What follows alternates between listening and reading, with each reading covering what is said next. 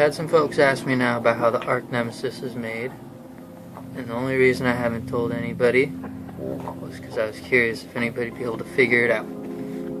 So far, nobody has, so I decided, since it's a nice sunny day outside, I'll show you how it's done. Nope, the Arc Nemesis is not made out of concrete, it's not made out of wood. It's actually stronger than either of those.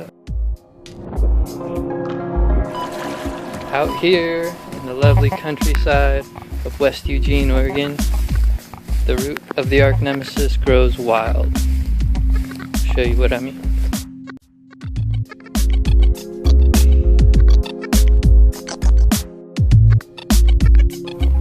So the Arc Nemesis is like a fungus. It's a very rare, extinct fungus, but happens to be still growing around here, and this was the patch where I found some, and it just rained. Blackberries are dying, it'd be a good time. Oh look, a wild batch of bullet shells. Anybody need some 22s? Holler. There we go. Arc Nemesis. See this? This is it. Out in the wild. It's a very thin one. Could be interesting for something. I'll show you the next step. So the next step, after harvesting or foraging anything from the wild, should be a good rinse. These are pretty dirty.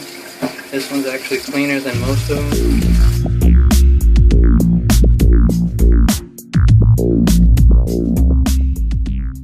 You have to let them dry completely before this next step.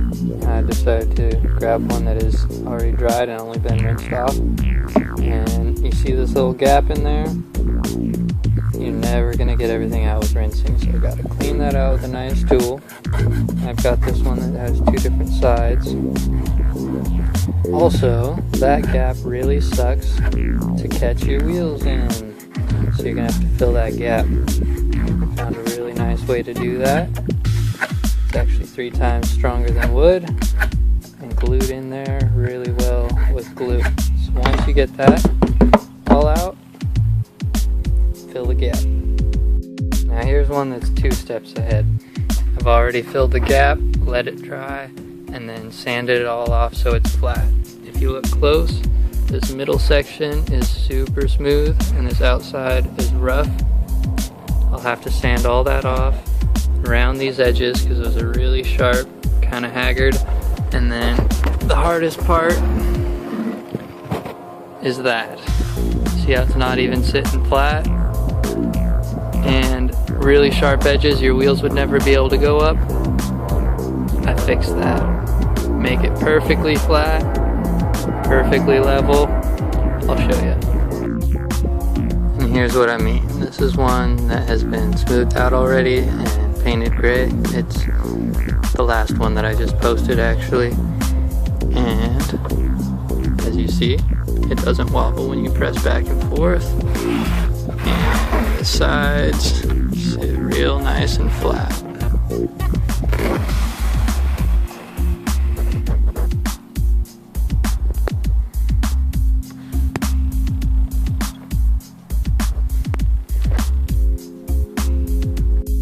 Final stage after painting is all of them get a nice clear coat that is stronger than any spray paint on the market. Gotta polish it, rub it on there sort of thing. But super slick, really strong. These things are awesome.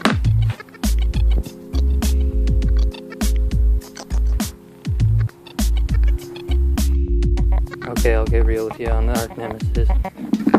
These are drum brake pads from the 1950s and 60s.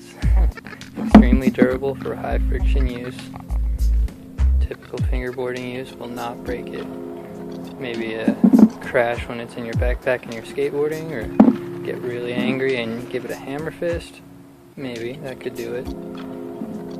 But at its thickness, concrete wouldn't be this strong, that's for sure.